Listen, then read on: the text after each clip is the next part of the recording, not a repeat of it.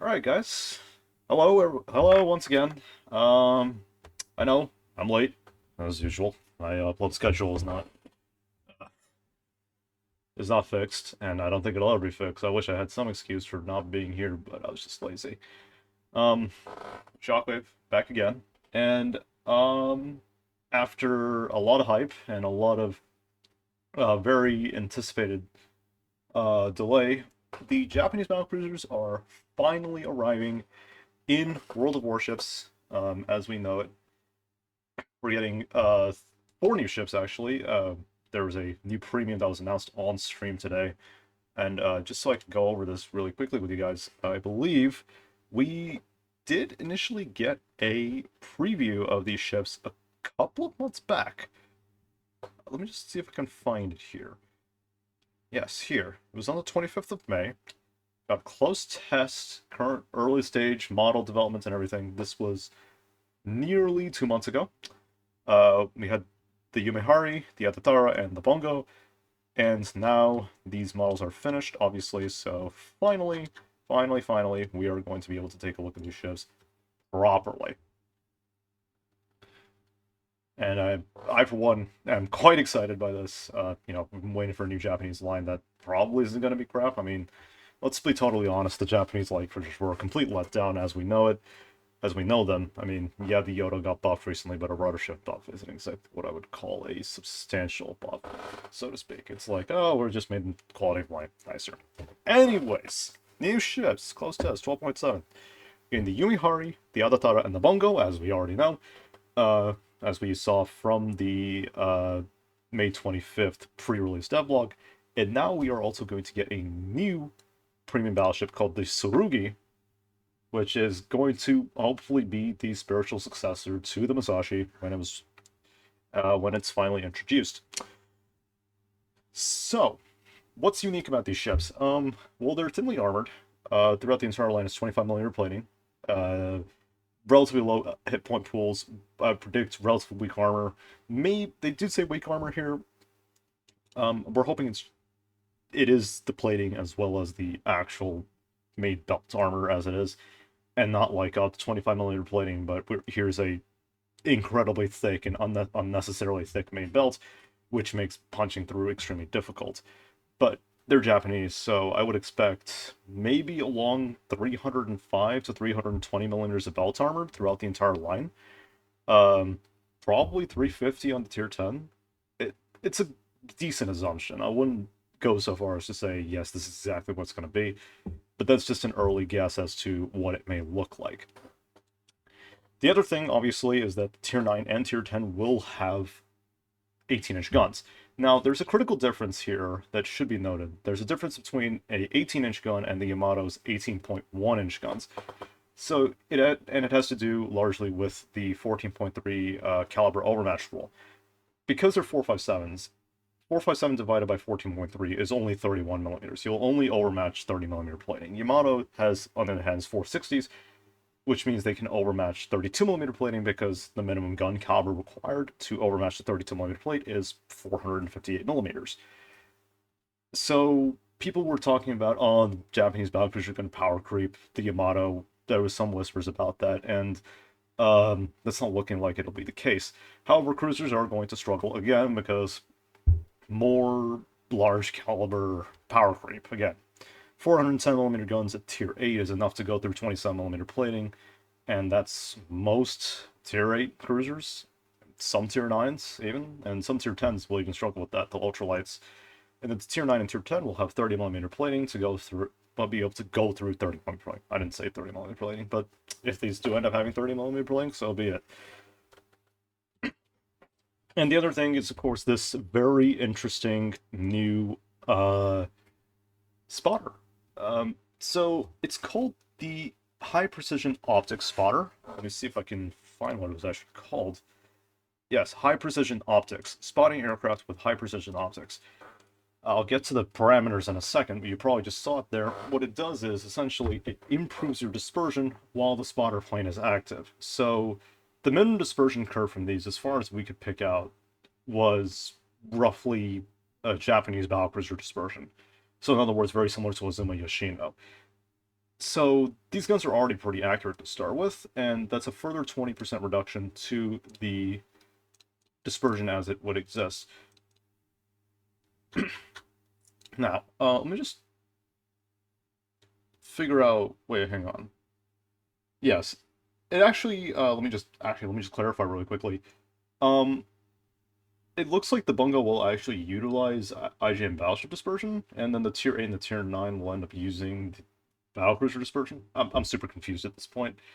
Um, okay, let's try that again.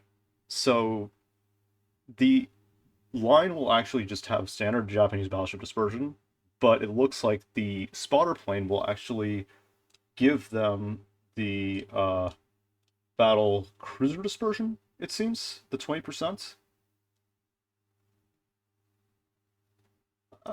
Could be. And it looks like the tier 9 premium will actually get the regular battlecruiser dispersion. Okay, so that's cleared that up. I would hope. Okay. So obviously they have weak AA defenses, weak armor, low HP pools. We'll get to that in a minute. That's kind of a common trend though for the battlecruisers, is that they tend to have weaker armor and weaker main belt armor, weaker plating compared to their battleship counterparts. But given what we've seen with the St. Vincent, I wouldn't put it past Wargaming to have given the Bungo like some really weird layout on its Citadel armor, and Schlieffen as well. Like, Zieten, Prince Ruprecht are remarkably easy to Citadel for battleships if you aim correctly, and then Schlieffen is extremely trolly. So it's a bit of a toss-up here. We'll have to wait until GM3D updates the models to actually see this. In the meantime, let's just go over the ships themselves. So we have the Yumihari at tier 8. There was actually a camo contest for this recently, and now we get to see what the actual ship looks like. And first impressions is this looks very much like a Dyson, the tier 9 premium battlecruiser that was recently introduced for the dockyard, and is obviously now off of dockyard, but so those of you who got it probably know what it's like.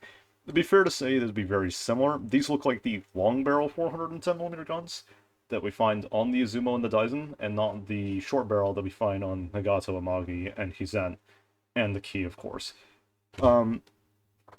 And I think the parameters altitude back that up.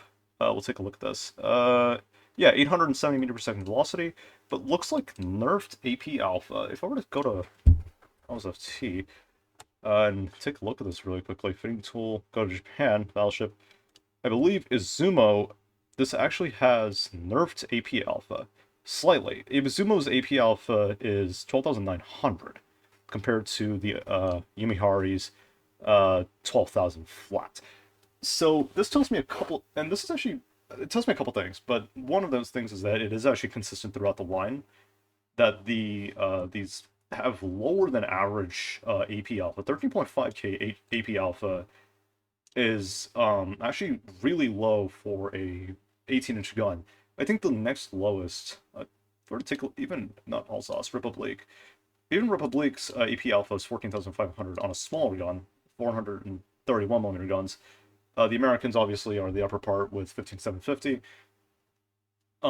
Let's take a look. I think Vincent is like 14.9. Yeah, 14.9 alpha. Yeah, so it's actually unusually low. This is actually the exact same value as the American 406mm guns. So that's something to point out, and I think it's actually I think it might end up being a downside. Lower gun count compared to their tier mates, because like even like tier 8, 9, 8 guns isn't really a big problem. You can sort of compensate for it with a faster reload. Like we see this with the FTG and we see this with the Jumpart. But tier 10 is a bit of an issue because you only get 10 guns in tier 10. And most tier 10 battleships have, very similar either have larger guns with heavier alpha or more accurate guns or what have you. And I don't know, this lowered AP alpha seems like a bit of a downside because with those big caliber 450mm guns, if you land full pens, you're gonna do an excess of like around 5,000 damage of full pen. this is only going to do around 4,000 damage for full pen, which is kind of disconcerting, because that means it's going to end up, like, if you only hit 1 or 2 shots per salvo, you're going to take longer to kill your targets. It's kind of an issue. But I think the dispersion might end up compensating for it enough, but we'll have to see about that. Especially considering that it might end up being Japanese battleship dispersion, it could end up being super trolly, even with the spotter, so that's something to consider. But anyways, back to the Yumihari. Of course, it looks very much like the Daisen. I would expect it to perform very similar to a Daisen, just minus the torpedoes. Going over the stats of the ship, 62,200 hit points, actually towards the lower end of the scale. I think the next closest one is maybe Alabama with 63.3k health. Everything else is like above 65 or above. There's a few examples that are lower than that. Odin, Champagne. I think Atlantico is also very close to it. So relatively decent hit point pool. 25mm plating, and notably absent is, of course, the signature Japanese torpedo belt protection. It's actually not that good throughout this line. I think only the tier 10 only gets good protection, 36%, which is kind of odd, but probably in character with the fact that these are, proper battlecruisers. So that's something to obviously take note of.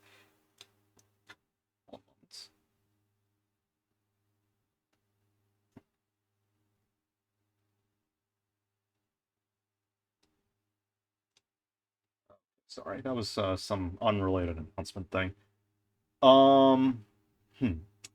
Yeah, so that's something to consider.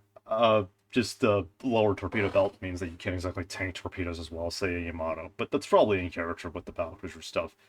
So I just lost my train of thought there. So, the critical thing to note here is that it does actually have very fast turret traverse time. I initially misread this as the reload when I first read the blog. Granted, I just woke up from a nap, but that's actually faster than the regular Japanese battleships. I think Amagi is like, if we check Amagi, moment, battleship, Amagi, same tier, similar guns. I believe the turret traverse, yeah, it's 42 seconds, roughly around that. 42 seconds. This is actually 5 or 6 seconds faster, which is actually really nice. The other thing to consider is that faster reload, 26-second reload on a tier 8 battleship is actually pretty quick. That's the same reload as a Bismarck, but the difference between this and the Bismarck, obviously, is that you outmatch 27mm plating, and you get Izumo guns. And Izumo guns, in my honest opinion, are probably the best 16-inch guns in the game. You have a combination of good velocity, great penetration, low air drag, so you don't lose as much velocity over range, and good alpha. My only quibble with this, obviously, is just the nerfed AP alpha. Otherwise, the values are pretty much the same. I would probably expect the HE to have the very similar, utterly atrocious air drag that most Japanese battleships have. I think pretty much every single Japanese battleship has pretty atrocious air drag. I'm not sure why. But yeah, so this is the other kicker. 248 dispersion probably indicates this indicates Battlecruiser dispersion to me, which is really weird. But it's probably going to end up being Japanese battleship dispersion. I'm a little confused at this point, because the information that I have right now is largely coming from, what is this? Just coming off of Discord. I don't really know what the values are going to be, and it's kind of hard to put a proper figure on it.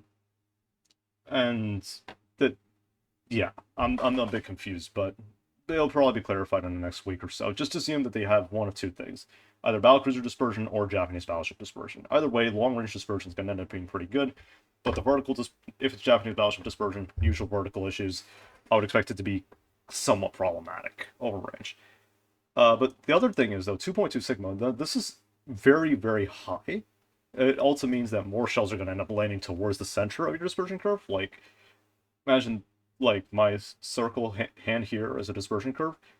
You're going to end up with more shells landing towards the center of that circle, which is super useful, because Japanese battleships, like in the mid-tiers, tend to be kind of inaccurate, and that's largely because their dispersion coincides with it's a good sigma value. Like Nagato is 2.0 sigma, but its dispersion can be kind of weird at times because of that Japanese battleship vertical. And I'm hoping that increasing the Sigma and that unique spotter mechanic will actually help mitigate some of that problem. And as it is, you also come with very good firing range. 22.8 kilometer firing range is superb for a tier 8 battleship, and especially with guns like this, long range snipe shots are going to be pretty good. Pretty good. Airstrike, standard, 10 kilometer range, 2 flights, standard bomb damage, etc. Now, the secondaries are obviously, bog standard Japanese secondaries. You have the 127s with the low velocity, you have the high velocity. I would presume these have the improved accuracy that all Japanese 140 mm secondaries have. I could be wrong, though. We'll see. AA, predictably, is terrible. It's Japanese. 287 out to 2.5 and then 105 out to 5.8 with 5. 5 flak is not bad, but, I mean, tier 8 carriers, Shkov exists, Saipan exists, and, kind of problematic. You're going to get farmed by carriers all day. As for maneuverability, 30 knot top speed, 880 meter turning radius, 15.2 second rudder is pretty good, actually. It's towards the top end. Having that, it's not super fast, but turning radius isn't bad, and the rudder is pretty good. So it might end up handling quite well. And this is the real kicker, the 14.7 kilometer minimum detection range. So if I were to go to Desmos, once again, Desmos... I'm sorry, Desmos Raffing? Oh no, Desmos Scientific. I do not have a calculator on hand with me, unfortunately. I'm just going to use this instead. So we're going to take 14.7 times 0.9 times 0.9. That gives us 11.9 kilometer concealment. That's kind of scary, actually. And that's a very good reason for that. That's very close to Roma. But you have Overmatch, presumably more accurate guns, with, just looking at this picture, probably, firing angles probably aren't going to be very good, but we'll know soon.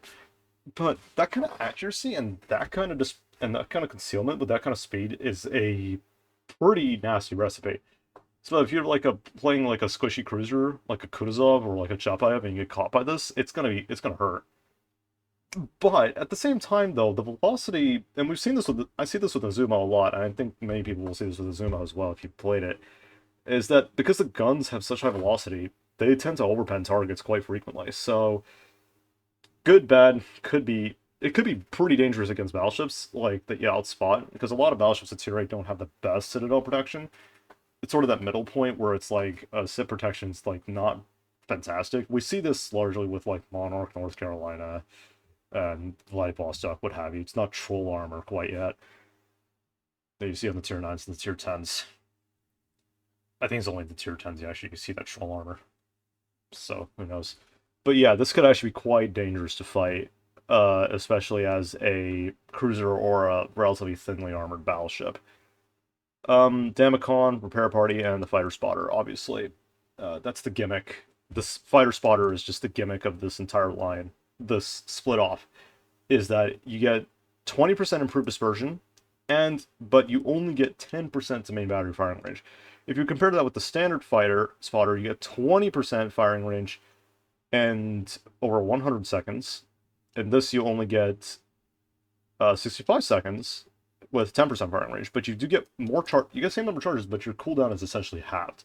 So that means you can keep sniping at range if you need to. And I think, if Wargaming ever implements like a Eye in the Sky skill for battleships, this would actually be useful for this.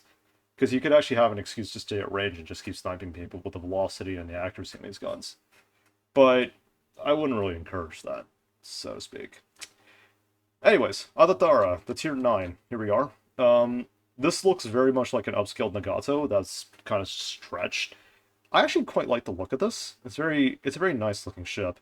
It has the classic Japanese pagoda, the single funnel, very long bow. The casement arrangement is a bit off-putting. Actually, I got super confused because of like, which way is it facing? Turns out they're facing forward, which actually put me off a little bit. But as you can see, it's kind of like actually, it's not a stretched Nagano, actually. It looks very much like a stretched Congo. Let me correct myself. That's a stretched Congo. Because you can sort of see that, the two front turrets are very closely spaced together, and then you can sort of see that the two back turrets are a little bit further apart. Like one turret's here and one turret's here, a little bit lower. I actually think that's a nice inspiration from the Congo. And I was always like, hey, why don't we have like a bigger Congo and tier 9, tier 10? And I think Adatara is really that. So this is where we start to get the 457s. This is also the Tsurugi also gets the 457s as well. We'll get to that ship later though, because there's some odd things about it that need to be addressed. But yeah, so this is the Adatara, obviously a little bit chunky. It's just a very chunky Nagata Congo with 18-inch guns. So 71.1k health, 25mm plating as standard on this line, 29% torpedo. Oh my god, I can't speak. 29% torpedo protection. So a little bit better than the tier 8, but still not typical Japanese battleship quality. I will say it is very slightly better than the Izumo, which is nice, I guess. Izumo's 28%. So that's certainly a thing. Now, you will get the 4 twin 457s, obviously. Maximum firing range of 23.9, so your firing range goes from, what was this, 22.8 to 23.9, so you get 1.1 kilometers extra range. Alpha goes up, but again, you start to see that this is like nerfed AP Alpha. This is, like if you compare this with the Yamato, it's like 1.4k less. As I said, less Alpha means, less full penetrations, less citadel damage. It's a problem you see with the Champagne and the Slava. It's less Alpha Strike. It means that it takes longer to actually kill your targets, even if you do hit them repeatedly and consistently. So that's definitely something to look out for. I wouldn't be surprised if Wargaming buffs this to, normal 457 levels at some point, but don't count on it. So reload's 30 seconds now, but you can take main battery modification 3. I kind of wish... I don't really like this gimmick thing, to be honest, now that I talk about it. But I'll get into that later. The 180-degree turn time, though, has gone significantly worse. It goes from 35 seconds to 45 seconds, which means it takes longer. Grease the gears is going to be mandatory. I wouldn't say mandatory, actually, just a nice thing to have at this point. The tier 8, you could kind of forego it, if I'm being honest, but tier 9, tier 10, definitely I would take it. Sorry, that was my phone. 256 meters maximum dispersion. Again, either Battlecruiser or Japanese battleship dispersion. I can't really... Actually, doesn't Izumo have a very similar firing range? No, it does not. Oh no, that's a Magi, right? Yeah, Izumo is 241. I think this might just be Battlecruiser dispersion. I'm not sure. Again, it could be one or the other. 2.2 Sigma again. So again, better accuracy, better consistency over range. I should quantify better accuracy, better consistency.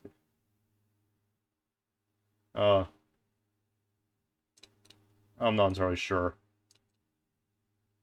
Like, I'm just trying to figure out, like, what the actual values are. Okay. Okay, let's just forget about that. Alright, let's just forget about the dispersion values. I'll keep you guys updated. I might post something about it. Alright. So, airstrike actually does get it's the same as the tier 8. I don't know why. Airstrike's literally just the best weapon to deal with submarines anyways, so don't ask me. Now you do actually get the 100mm guns instead of the,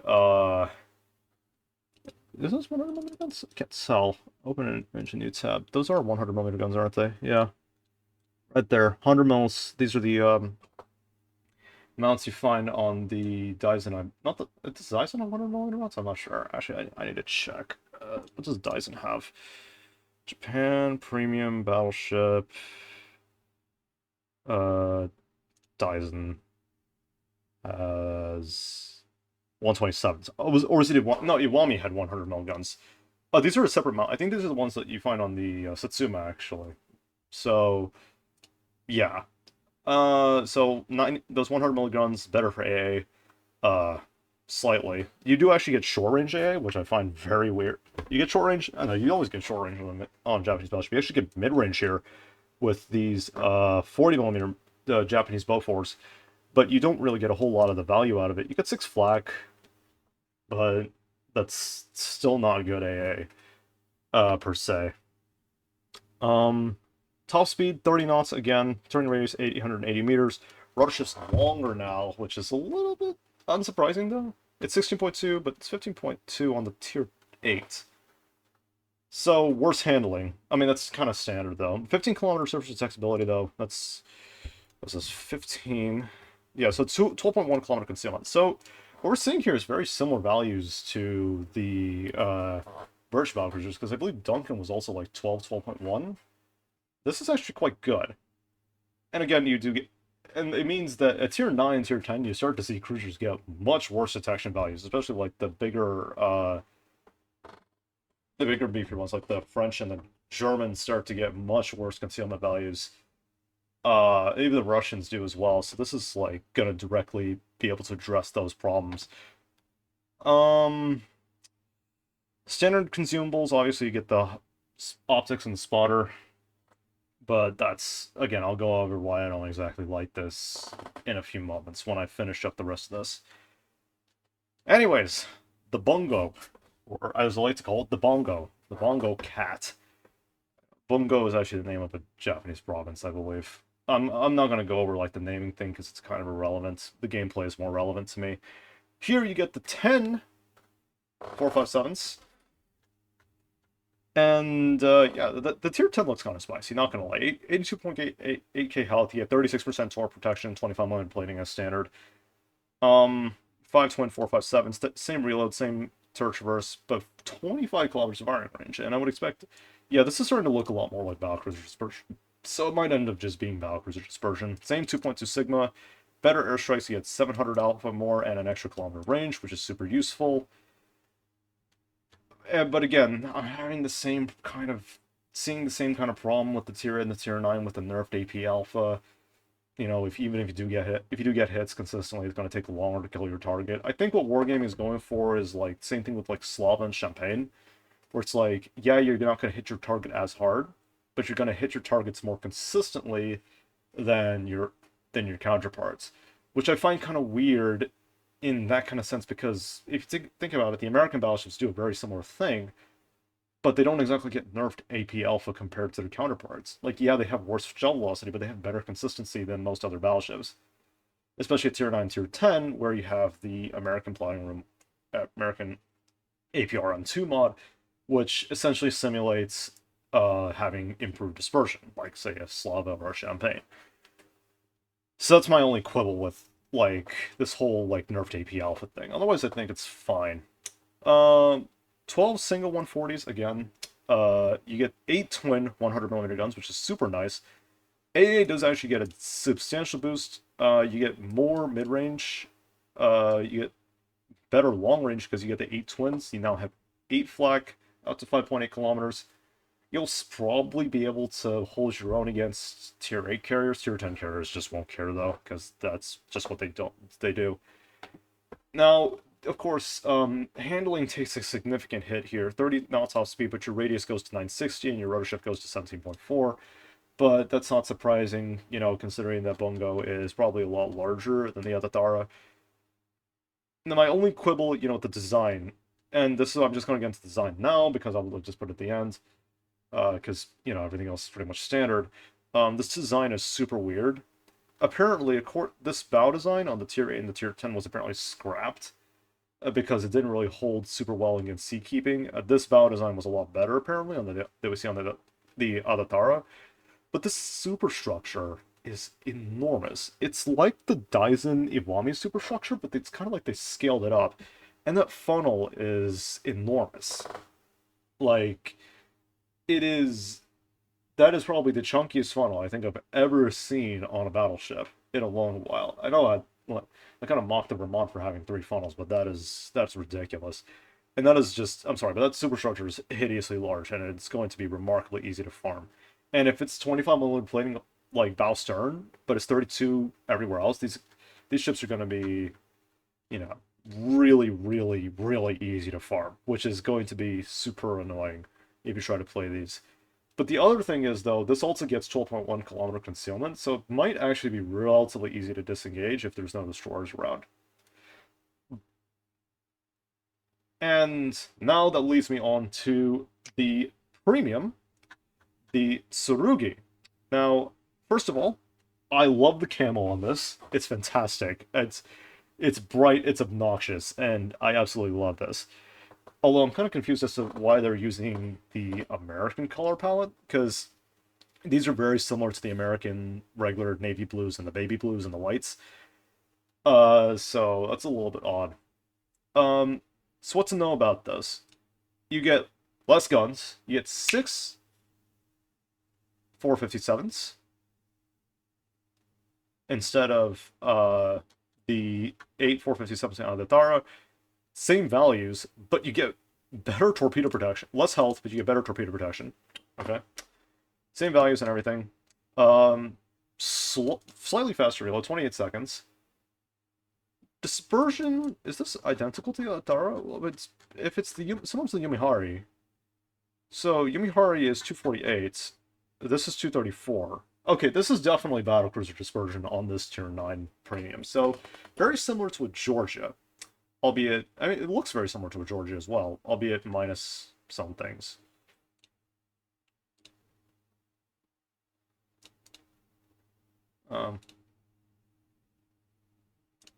One moment.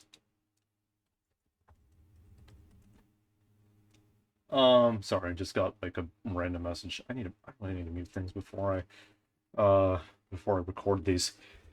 Okay, so this is basically a Japanese Georgia, if we can see that. Well, it looks like a Georgia, and you can sort of see the design similarities, but it's like, I don't know why this turret's all the way down here. That's super weird to look at. And you can probably see, yes, surprisingly, a Japanese battleship has torpedoes. I know, shocker. These torpedoes are kind of weird, though. Depth charge is obviously standard, but these are Asashio torps. Yeah, you heard me right. These are Asashio torpedoes. They only hit battleships and aircraft carriers. They have 20,000 damage, 67 knots of speed, relatively good reload, almost impossible to detect until the last second. They'll probably have like 4 or 5 seconds of 2 or 3 seconds, 4 seconds at most reaction time, and 15 knots, 15 kilometers of range, which is like, bro, what do you mean? Like, if this had standard torpedoes, it's like, okay, we want to make a brawly sort of Japanese battleship. I would have been all for it, because Daisen can't exactly brawl. Yeah, it has the 10 torpedoes. It's got 10 kilometer torpedoes. It's got 16 total. And yes, it's fast. And yes, it has good secondaries. And yes, it has this and that and what have you. But it's got squishy armor. This is probably also going to have very squishy armor. If they decided to say, okay, we're going to make this a fast Georgia analog, Japanese Georgia analog, where it's not going to be as strong as the Georgia, but it's going to be good, I've been fine. But they took the same thing. They basically took the Adatara, removed one of the gun turrets, and then gave it Asashio torpedoes, which boggles my mind. I'm not sure why. Like, why is it absolutely necessary to put Asashio torpedoes, of all things, on a battleship? Because the reason why you have torpedoes on a battleship, in my opinion, is not just for uppercutting people in a duel, like you see with German battleships. They'll be like, oh, I'm going to joust with my German battleship, and then you just punch people in the face with the torpedoes. The reason why you have those torpedoes is also a last-second defense weapon against Russian destroyers or Russian cruisers or Russian battleships. And if you give them Asashio torpedoes, if you give this thing Asashio torpedoes, that doesn't help. Like, if you're getting rushed by a destroyer or a cruiser, forget about it. You don't have a last-second weapon. What if you're on reload, and what if your secondaries aren't killing them? Like, that becomes a problem.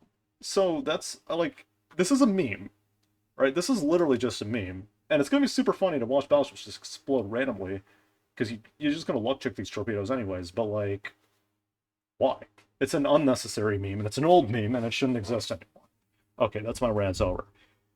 Secondaries, the other odd thing is the secondaries. You get twin 140 millimeters. I think these are like these weird little casement mounts here. Twin 140, these are like, Katori turrets? I think Katori guns? Similar to Yumihari, maybe? I'm not entirely sure.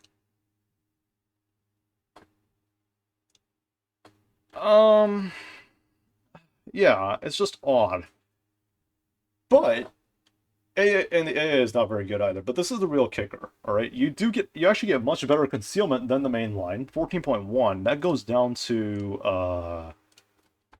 let's see. 11.4. 11.5, which is insane. And you go so much faster than the others.